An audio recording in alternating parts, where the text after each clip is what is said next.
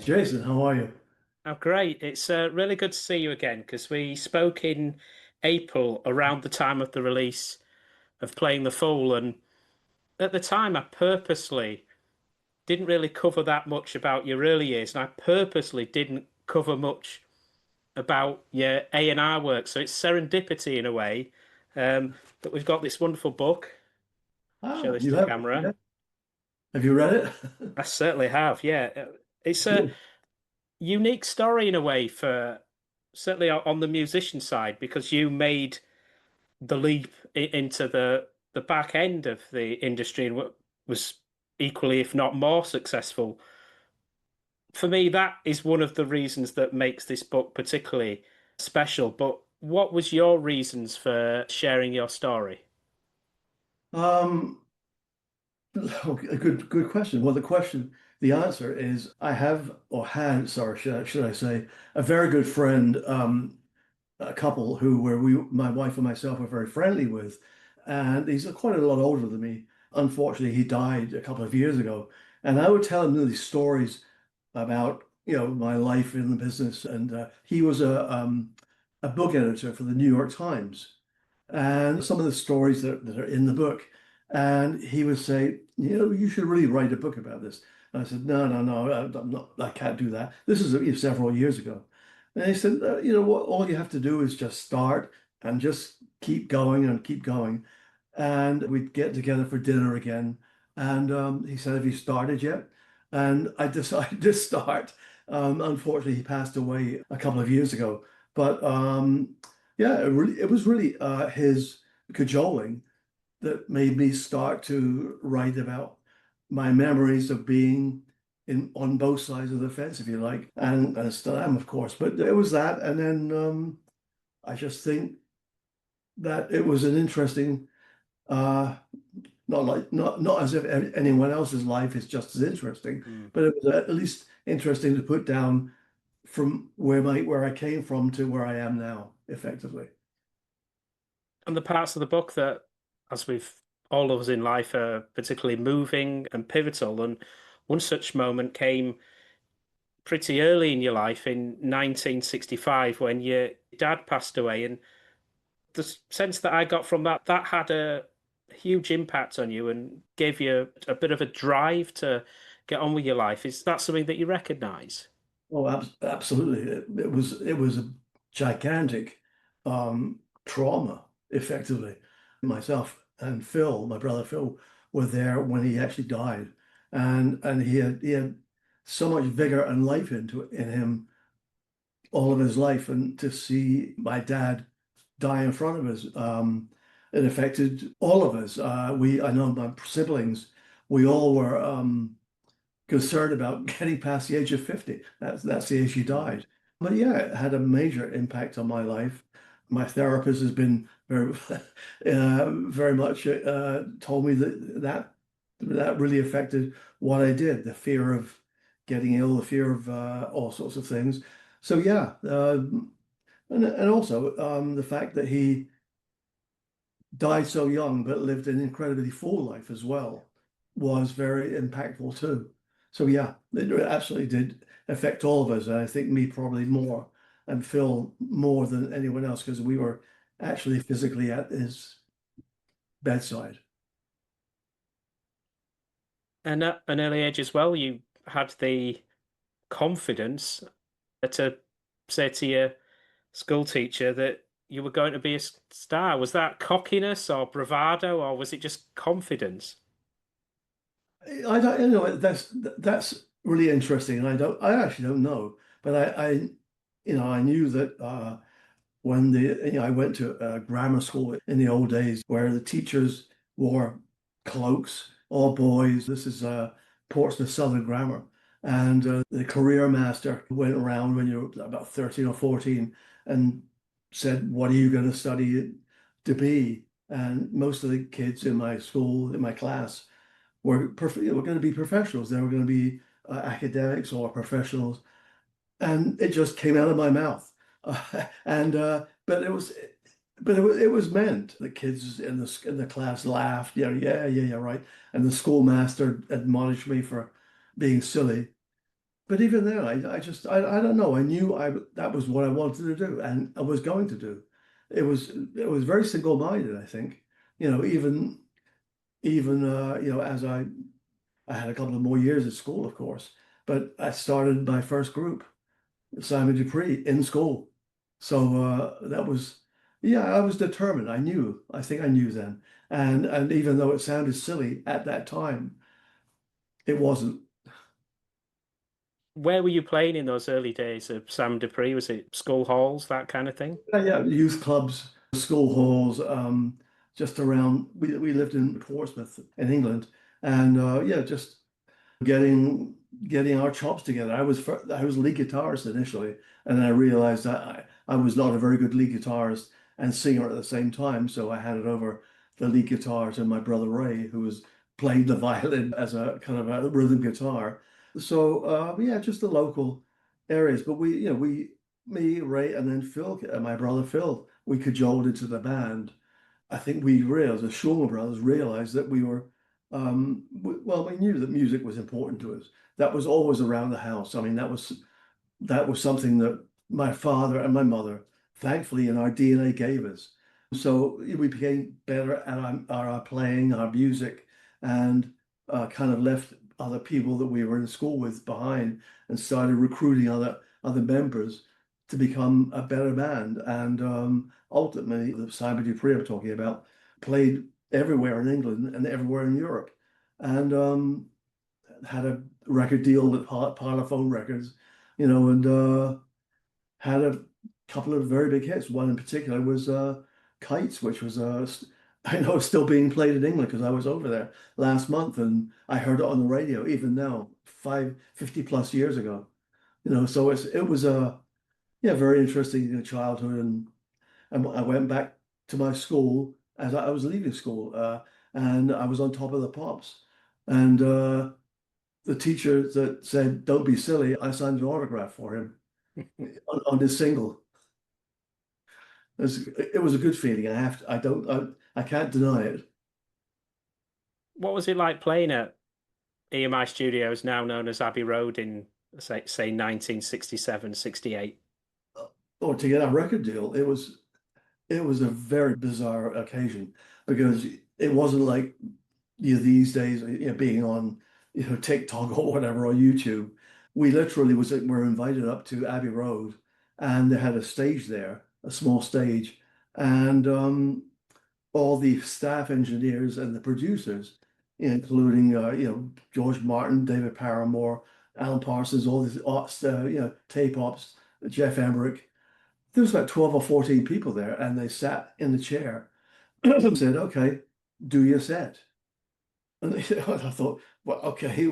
I said, when we had a stage show, and we literally had to play our full set in front of these like 14, producers and engineers who sat like this, and said, okay, and we didn't know what the hell they were thinking. So we just we put on a stage show and left, and we thought, I hope we get a deal or not. God knows. I mean, but that was a bizarre way to, I guess, present yourself. And in fact, I think we presented us fairly well because we heard a couple of weeks later that we had a record deal with Parlophone Records. And it's a great quote on the back of Giant Steps from Elton John. So you toured with him. Oh, he was temporarily in the group playing, was it keyboards in a tour of Scotland?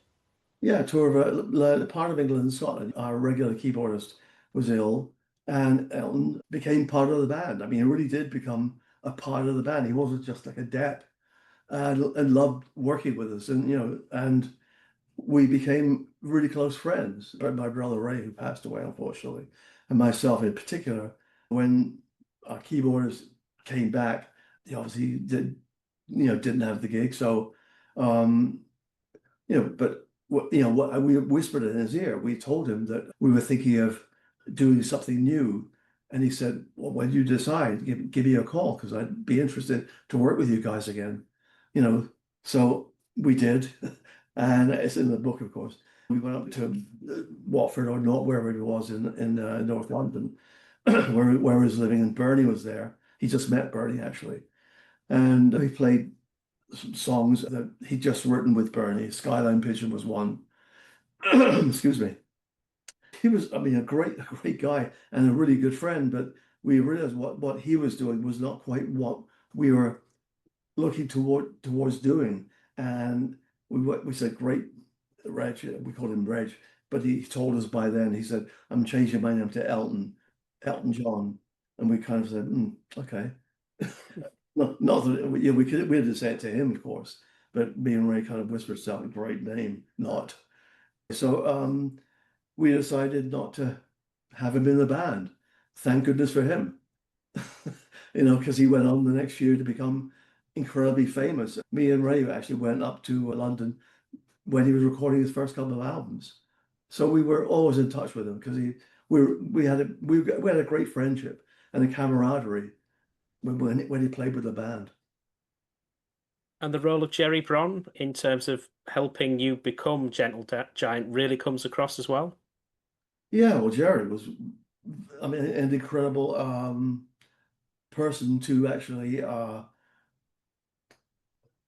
patronize the band, if you like. I mean, really, when we said we're breaking up Simon Dupree and we want to do something new, he said, "Okay, I understand you. I believe in you guys, the Shulman brothers. I'm gonna pay your way, and you guys find other members of the band and do what you do, and I'll pay your wage." And I mean, he paid us for about 9 months for putting a band together and rehearsing. So, I mean, in that respect, that's almost unheard of, and you never hear that kind of situation where someone who runs a company or management believes in someone so well that they'll finance it themselves. So we were really lucky we had Jerry on our side. He was the one who introduced you to Tony Visconti. Absolutely did. Yeah. Tony produced our first two records. He actually did the liner notes for the first album, and yeah, his good friend as well as David Bowie, who was recording his album, The Man Who Sold the World, and T-Rex at the time. He did our album as well. He introduced us to his friend George Underwood, who was David Bowie's best friend. And he said George would be a good guy to do your cover. We said okay, and we had other people coming in, but he came back with this beautiful cover of this giant head and his hands holding the band, and we said, "Yep, George, you've got it. That's who we are," and it stuck all these years. Oh, it's one of the most iconic LP covers in the history of rock. Yeah, it really was, and we were just, I mean, all the things lined up for us, with Gerry Bron introducing us to Tony, whose best friend was Bowie, and whose best friend was George, and he presented us with the artwork. So we were really lucky across the board, having the best people on board and behind us, in fact. And on that debut album as well, understand that you were recording that album with Tony at around the same time or at the same time as he was working with David Bowie on The Man Who Sold the World. How did that work? Well, we had I mean, Tony was like a workhorse. I mean, he had sessions of like 8 hours, and he'd do 4 hours on, and Bowie and the guys out of Hull, his Spiders from Mars. I didn't know them by then. They were called that afterwards. They were great guys and great people to see. But and then T-Rex he was doing at the same time.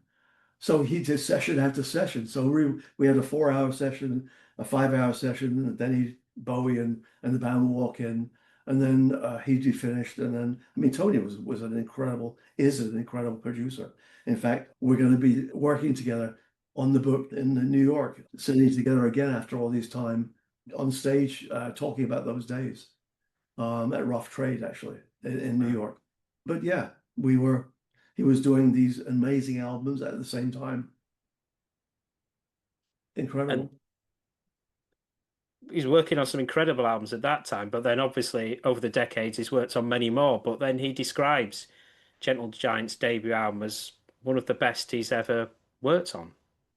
Yeah, I guess he saw in us, and we saw in him someone who, well, he was a mentor actually in a lot of ways because we come from this pop R&B band but we were becoming really much well versed in our musical ability. I'm talking about Shulman brothers, and we wanted to do something which we didn't quite know what, but I knew we wanted to do something which is completely different, a little more experimental, something which nobody else was doing. So we recruited some great members, who were members of the band for the whole 10 years we were with. Kerry Neer especially. He had a degree in composition and percussion from the Royal Academy, and Gary Green, and we went through a couple of other drummers. But yeah, Tony became really a member of the band, an incredible musician. He could score, and he saw in us similarities in our musicianship. So he actually played on the first couple of albums. He did the recorder quartet uh, on the first album, Gentle Giant, and his mentoring was very important to the band. Had it not been for Tony, I don't think Gentle Giant would have evolved the way we did.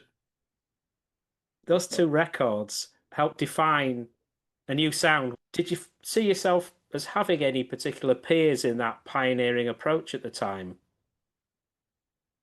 No, not really. I mean, obviously we'd listened to other bands doing different things in different places. Frank Zappa obviously was one huge influence. I mean, we love different kinds of music, and what we were stuck into as a Simon Dupree, we were stuck into this pop world where we were playing the Scampi chip circuit. We were making very good money. We were playing all over Europe, but it was very depressing and confining. So we just wanted to break out and do something completely different. So we didn't quite know what it was going to be. But when we got Kerry Minnear in the band and Gary Green in the band, it kind of started defining who we were and where our influences came from. My brother Ray was a classically trained violinist. I loved blues and R&B and soul music. Phil came from the jazz world. So we were all combining all these influences and musicianship to what we would become. But certainly Zappa, um, I think that probably Spirit, that was a band that Elton tipped us off on and said, you should listen to this band, Spirit, because they're doing really weird things. And we did listen to them, and we kind of stole a lick or two off the back shop. But yeah, all these different bands. And of course, King Crimson came out with the Court of the Crimson King. And we knew that band because we lived near there in Bournemouth and Portsmouth. And they were called the League of Gentlemen at that point. And suddenly they were coming out with this fantastic album. And we weren't going to be left behind. So we did what we did. And again, there wasn't a word called prog in those days. It was just a band doing different things. And I'm going to leap forward a decade now because of what we covered back in April. And this is what Giant Steps also covers in very vividly, is you making that leap from being the front man in one of the great prog bands, and that you were able to draw from that experience and your own talents to then go to the back room of music. How did you make it's quite a bold and not that common step into, was it phonogram? Well, phonogram, yeah, it was polygram in America. It was phonogram in the UK. Right. Um,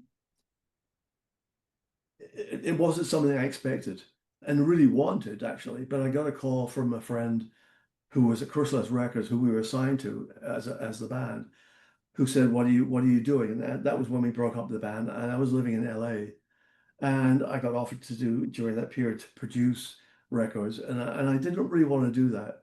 So really, I had no plan A or plan B. We didn't want to continue to do things that would be how can I put this, to be a tribute band. So I got the call, and he said, "We've got this new company, this new department at Polygram called the Rock Department. Why do you come up to New York and meet with a guy who is hiring, a guy called Jerry Jaffe, and see if you're a fit there?" And I thought, that's something I would never think about doing. However, I got on a plane and met with him, and I got offered the job. And I remember I, moved to New York for 3 month Airbnb.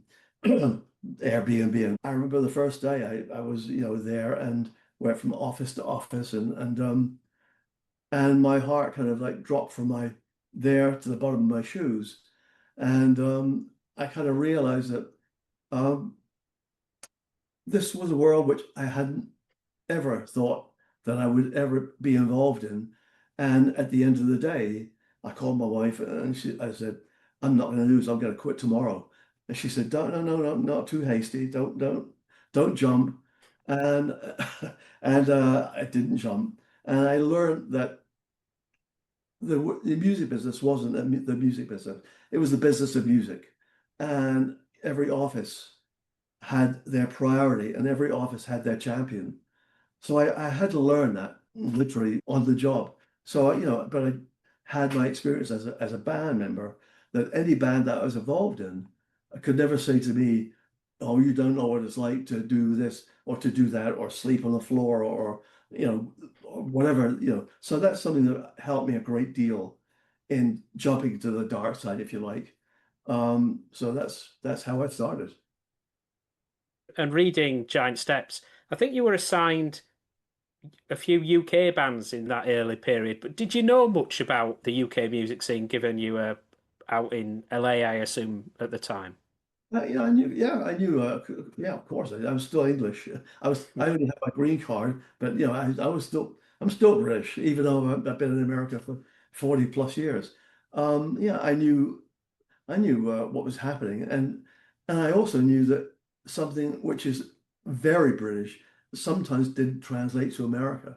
I'm presuming you're implying my relationship with the Jam. Yeah.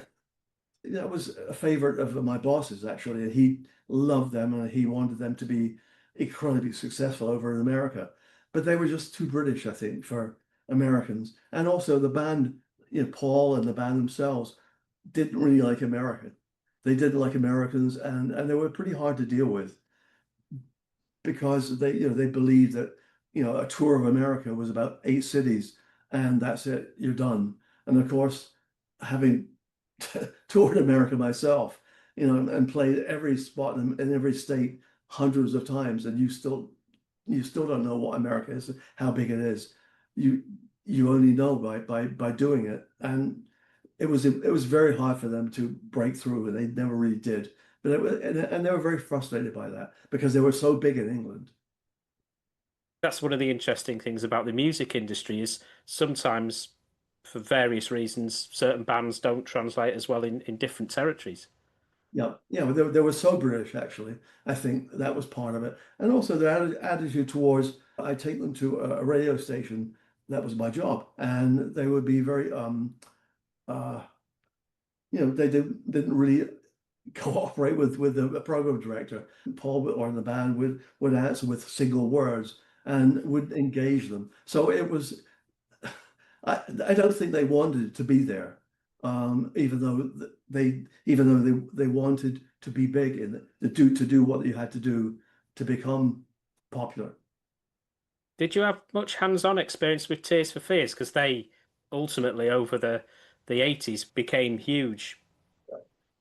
Some, not as much as other bands, but certainly some, and they were much more plugged into what America wanted, and their music was much more accessible as well. Of course, I mean, the Hurling was a fantastic album. And then, after that, the two or three albums, they were huge in the US. And they also played a lot as well. And that's the thing. They came over and their manager made sure that they toured. It wasn't just a British sound. It was a superb sound and it still is. I mean, I think TSV is a fantastic group or a couple of a duo, if you like. And then a turning point, in a way. You're hearing, I don't think he was known as Jon Bon Jovi quite exactly at the time, certainly not the spelling of it, but you did hear one of his early tracks. Is it Runaway? Yeah. And that thread of coming back to it and ultimately then nurturing him to be one of the biggest figures in rock. Well, he was, a teenager, but and he did it with a second cousin, that track, Runaway, and it landed on a station in New York on a sampler, and I heard it, and then I met the attorney working with him, and then I met John, and I've never met anyone. I've only three or four people in my life that have this incredible drive to be the biggest. And when, he was on the radio and it started being played on other stations. And I said, we talked and talked, and then he said to me, I said, "What do you want?" Because he was really good looking, he had this great song, and he played me some other tracks that he was putting his band together, and they're very good. And I said, "So what do you, who are you? What do you want?" And he looked at me in the eyes and said to me, "I'm going to be bigger than Elvis." Wow. And he wasn't joking. And it kind of reminded me of me saying to the teacher in school, "I'm going to be a rock star." And I meant it. And I knew from his eyes looking at me, he meant it. And he put the band together, and we did the first album. And it was fairly successful. The first album, it went gold.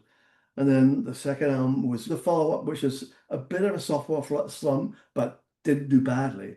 And then I put him together with Desmond Child, who was a great co-writer, and we went to Vancouver to do the third album, Slippery When Wet, and I knew then that he was. I'm not sure if he's going to be bigger than Elvis, but certainly as big. And I really, I was really, I went to his house in Sayreville, New Jersey, and to meet his mom and dad, and his mom took me aside and said, "Look after him, will you?" And I did. And John, I think John actually has quoted that in a little piece that, yeah, I did. I wanted him to, he was so determined, whether people like his music or whatever it is. And then he learned how to be a rock star. I mean, he soaked everything in, and he became this person you know about now. Did you and the record label have an approach at the time working with John or other artists that it was sometimes a case of building or refining over a period? It might take 3 or 4 albums rather than kind of the first album not taking off and then dropping an artist. Was there that ethos at the time? Yeah, yeah, absolutely it was. Thankfully it was because it's called artist development, which is non-existent today. They were getting ready. It's the same thing that Gerry Bron did with us. He developed our band, and the record companies in those days, actually more so than in the 90s and the 2000s, would not just drop a band just because you didn't happen on the first record. If they saw something in the band that could really make it, or something which is authentic or really great, then they give the band another chance or two. The same went for Gentle Giant. I mean, we had some big records and we had some not so big records. So yeah, we in those days there was development. So that was something that, and also it was important to me that they developed into something which should have and could have been, and it was a very, very popular big act. The record industry is known for um, quite a lot of drugs around and certain other things, but you seem to be able to follow a straighter path through that period. How do you manage to navigate when there's kind of so much of that going on? Well, as you said at the beginning of the show, my father died in my arms, and he smoked 60 plus cigarettes a day. He was a drinker. I don't think he did illicit drugs, but we certainly knew people. He'd bring over some American musicians who were doing heroin. I saw that firsthand when I was a kid, and I saw how it can affect these people even when I was a kid. And I said to myself, and even my brothers and sister, we all were straight edge, whatever that means. No, we were never. I never have smoked, or I'll have a glass of wine, but that's it. And I never touched any chemical indulgences in my life. And I guess I like to be aware of what I'm doing and not thinking I'm doing something great when you're not, which I've seen so many artists and musicians, under the influence of whatever they are, believing they're doing something great when it's just awful. that was the honestly, that was the trauma, the curse of me not getting into anything that would make my mind altered.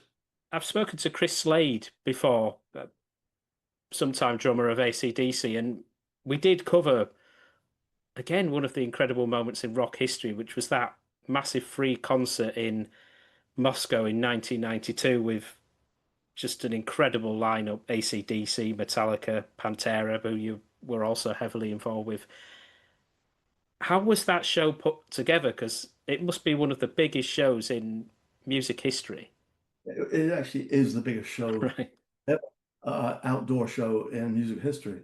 It was done well. I was running a company called Atco Records at Warner Music, and Mark Ross, who was working for me as an A&R guy, he was the son of the CEO of Warner Music, and all these things were happening in Europe. I mean, the Soviet Union was falling apart, the perestroika was going on, and Warner, he came to me and said, "Wouldn't it be great if we could put on a free show for the kids out there?" And I said, "Absolutely, it's a great idea. Let's do it."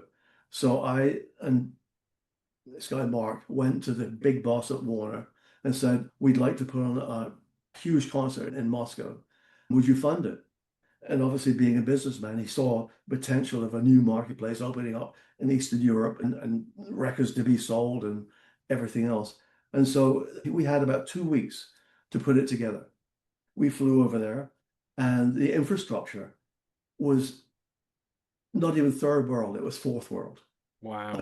We could not believe what we saw. Honestly, it was just the place was crumbling. Moscow was like I'd never expected. I never had any idea that this massive, scary Soviet Union was a place which is like a desolate island.